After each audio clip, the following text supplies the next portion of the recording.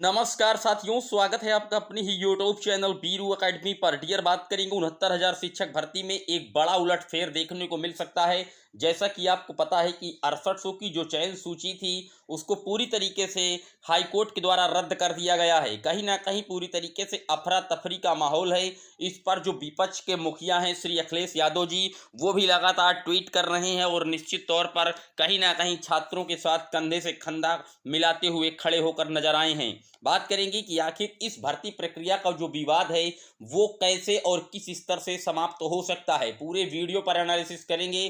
पहली बार आए हैं चैनल पर, सब्सक्राइब कर लीजिएगा, वीडियो को लाइक और शेयर कर दीजिएगा। जैसा कि आपकी स्क्रीन पर लगी हुई है डियर, सबसे पहले आपको बता दें जो 69,000 की शिक्षक भर्ती थी इसमें कहीं ना कहीं जो सामान्य के लिए अंक रखा गया था कट ऑफ, वो 65% रखा गया था। एटीआर यानी कि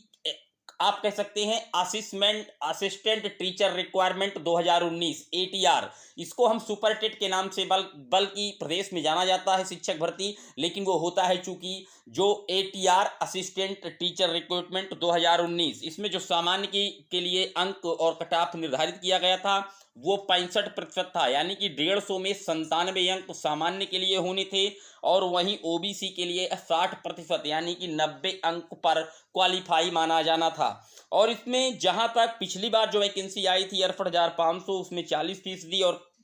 45% कट ऑफ थी, लेकिन इस बार जो 69,000 शिक्षक भर्ती थी उसमें 97 और 90 अंक पर ये भर्ती प्रक्रियाओं के लिए कट ऑफ थी। मामला चूंकि यहाँ फंस गया कि जो शिक्षक भर्ती 69,000 की हुई है इसमें कहीं ना कहीं जो आरक्षण को लेकर के विसंगति को लेकर के मांगे तेज की गई और शासन ने स्पष्ट रूप से माना कि आरक्षण को सही तरीके से फॉलो करने में कुछ गड़बड़ियां हुई हैं और 6800 की सूची जारी कर दी गई थी। उसी 6800 साथियों को नियुक्ति पत्र नहीं मिला, बल्कि ये मामला कोर्ट में गया और हाई कोर्ट ने पूरी प्रक्रिया को रद्द कर दिया। साथ ही हाई कोर्ट ने एक अहम डिसीजन ये दे दिया है कि जो ओबीसी का छात्र है अगर उसने कैटेगरी का लाभ ले लिया है एटीआर में यानी कि सुपर टेट की परीक्षा में, तो उसको उसकी कैटेगरी में ही रखिए, चाहे उसके गुणांक जितना ज़्यादा बन रहा हो, सामान्य से भी ज़्यादा हो, निश्चित तौर पर उसको उसकी कैटेगरी में लाइए और पूरी जो लिस्ट है उसको रिव्यू कराइए। इससे डियर ये होगा कि जो भी सीएससी के छात्र हैं वो जो बॉर्डर लाइन पर जिनकी नियुक्ति हुई है, निश्चित तौर पर वो भर्ती में जो शामिल हुए हैं टीचर्स हैं उन पर खतरा है इस तरीके से।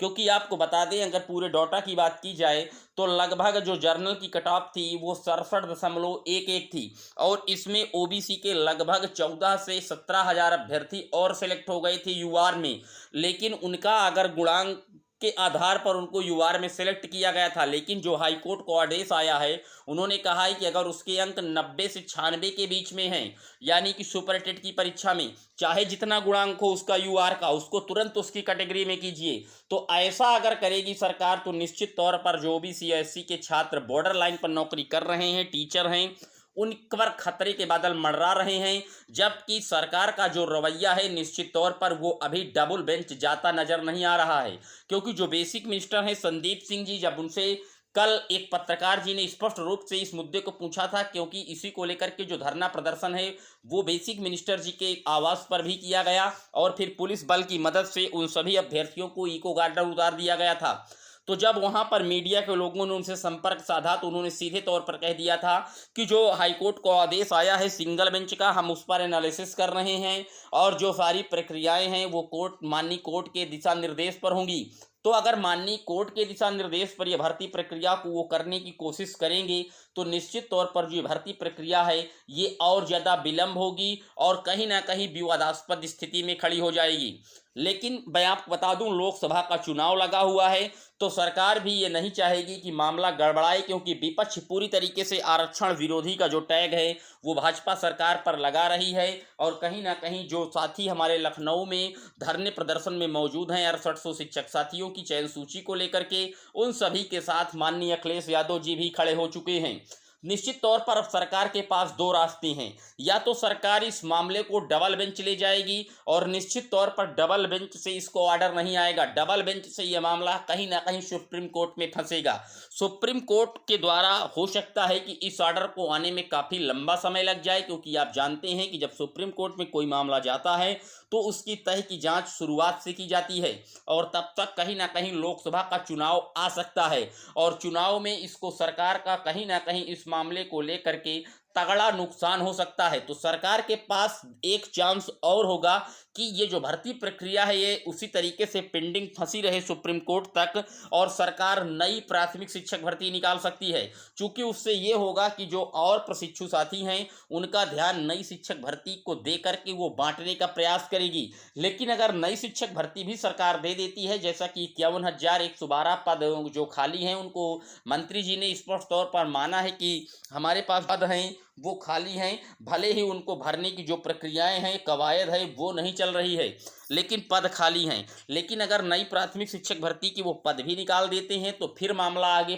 फंस जाएगा, क्योंकि यहाँ पर जो मामला फंसा है वो क्राइटेरिया को लेकर के फंस गया है, एलिजिबिलिटी को लेकर के फंस गया है कि सुपर टेट की जो अंक हैं उसके आधार पर कट ऑफ बनाई जाए या जो पूरे गुणांक है उसके आधार पर कट ऑफ बनाई जाए। हालांकि जो कोर्ट ने कहा है उसने कह दिया है कि सुपर टेट के अंक में एक बार वो रिजर्वेशंस का लाभ पा चुके हैं, तो अब अगर उनको आप क्वालिफाई करा रहे हैं जर्नल में, कोई छात्र हमारा ओबीसी का है, निश्चित तौर पर उसके चाहे 90 अंक ही हों लेकिन गुणांक काफ़ी ज़्यादा था, जनरल कैटेगरी में वो फाइट हुआ है तो उसको दोहरा आरक्षण का लाभ मिल रहा है। और हाईकोर्ट का ये आदेश है कि उसे मात्र एक बार आरक्षण का लाभ मिले, उसको उसकी कैटेगरी में लाइए। तो अफरा तफरी का माहौल है पूरी तरीके से 6800 शिक्षक भर्ती में। ये शिक्षक भर्ती कहीं ना कहीं सरकार के लिए सबसे बड़ी सिरदर्द साबित हो सकती है। कोर्ट निश्चित तौर पर सरकार अभी मंथन कर रही है, रिव्यू की तैयारी कर रही है। अगर सरकार रिव्यू कराएगी पूरी भर्ती प्रक्रिया की तो ओबीसी और एससी के जो चयनित शिक्षक साथी हैं उन पर भी खतरे के बादल मंडरा सकती हैं जो बॉर्डर लाइन पर हैं,